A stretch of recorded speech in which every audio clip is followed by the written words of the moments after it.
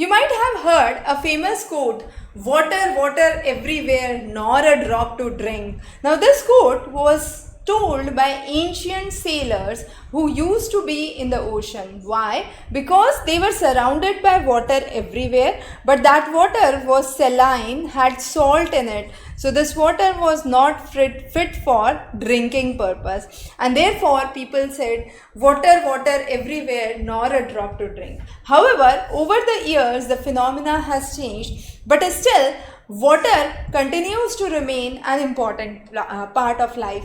Even from the oceans, now through the process of desalinization, we are able to extract fresh water. However, that process itself is an expensive process and not that readily used process right now. But with technology, we can definitely bring an improvement to this. But let's talk about water in general.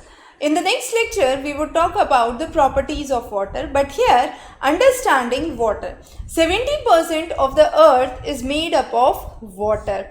30% of the earth crust is the land mass. Now, the whole land mass, the 7 continents that we say, are surrounded by water.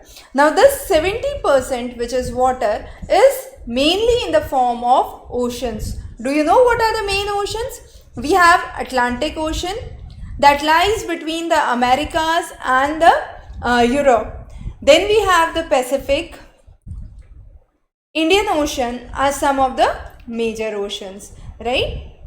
In the south, we do have the Antarctic Ocean. And then what is really important to understand is this ocean has what kind of water? As I said previously, this ocean has saline water.